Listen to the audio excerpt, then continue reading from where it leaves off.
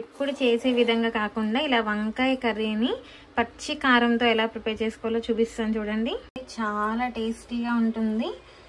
అన్నంలోకి కాదండి, చపాతీల్లోకి ఇంకా బాగుంటుంది. సాంబార్లో సైడ్ డిష్ కానీ, పచ్చి పులుసులో సైడ్ డిష్ కానీ సూపర్గా ఉంటుంది. సో మీరు కూడా ఖచ్చితంగా ట్రై చేయండి, టేస్ట్ చేయండి.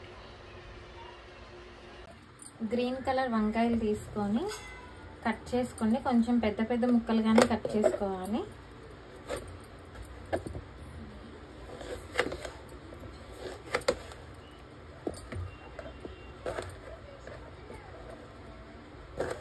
చేసుకోండి.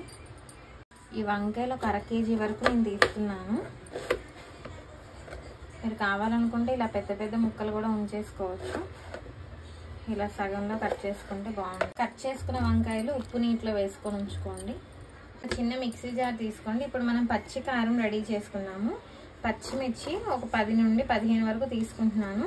నేను కొంచెం లైట్ కలర్ ఉండడం వల్ల కొన్ని ఎక్కువగా తీసుకుంటున్నాను. మీ మిర్చి కలర్ బట్టి తీసుకోండి. ఒక 10 వెల్లుల్లి రెబ్బలు తీసుకోండి. ఒక 1 స్పూన్ జీలకర్ర వేసుకోండి. మెత్తగా గ్రైండ్ చేసుకోండి. ఇలా గ్రైండ్ చేసుకోండి పేస్ట్ లాగా. ఒక కడాయి పెట్టుకొని ఒక 3 టేబుల్ స్పూన్ ఆయిల్ వేసుకోండి. 1 టీ స్పూన్ తాలింపు దినుసులు వేసుకోండి. వేగిన తర్వాత ఒక 2 ఎండుమిర్చి, ఒక మీడియం సైజ్ ఆనియన్ తీసుకొని ఇలా కట్ చేసుకొని తీసుకోండి. కొంచెం ఆనియన్స్ ఫ్రై అయ్యాక ఒక 2 రెబ్బలు కరివేపాకు వేసుకోండి. ఆనియన్స్ ఇలా గోల్డెన్ కలర్ వచ్చిన తర్వాత మనం ముందుగా గ్రైండ్ చేసి పెట్టుకున్న పచ్చిమిర్చి పేస్ట్ వేసుకోండి. ఇదే తాలింపులో ఒక 1 మినిట్ ఫ్రై చేసుకోండి.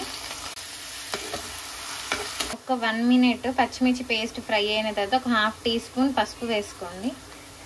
ఒక 1 స్పూన్ ఉప్పు వేసుకోండి. ఇవన్నీ కూడా తాలింపులో ఫ్రై చేసుకోండి.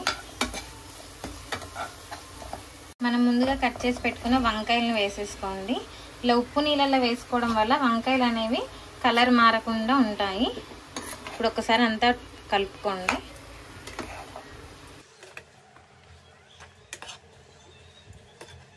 ఇదిగోండి వంకాయలన్నీ కూడా ఇలా తాలింపులో కలుపుకొని ఒక స్టవ్ ఫ్లేమ్ మీడియంలో పెట్టుకొని మూత పెట్టుకొని మగ్గించుకోండి. ఒక 5 మినిట్స్. 5 మినిట్స్ ఇలా మగ్గించుకొని ఒక్కసారి అంతా కలుపుకోండి. కలుపుకున్న తర్వాత మనం రుబ్బుకున్న మిక్సీ జార్లో ఒక 1/2 గ్లాస్ వాటర్ వేసుకోండి. అంతా ఒక్కసారి కలుపుకొని స్టవ్ ఫ్లేమ్ మొత్తం స్లోలో పెట్టుకొని మూత పెట్టుకొని వంకాయలు మొత్తం కుక్ అయ్యేదాకా కుక్ చేసుకోండి. మధ్యలో కలుపుకుంటూ వంకాయలు కుక్ అయ్యేదాకా కుక్ చేసుకొని లాస్ట్లో కొత్తిమీర వేసుకొని కలుపుకోండి. చూసారా వంకాయలు అంతా సాఫ్ట్గా కుక్ అయిపోయాయి. స్టవ్ ఆపేసుకొని వంకాయ కర్రీ రెడీ అయిపోయిందండి. సర్వ్ చేసుకోండి. వేడి వేడి అన్నంలోకి చపాతీల్లోకి సూపర్గా ఉంటుంది. ఇలా పచ్చి కారంతో చేసుకుంటే హెల్త్కి కూడా చాలా మంచిది. చాలా టేస్టీగా ఉంటుందండి. వంకాయ కర్రీ ఎప్పుడు తినే విధంగా బోర్ కొడితే ఇలా ఒకసారి ట్రై చేయండి, టేస్ట్ చేయండి.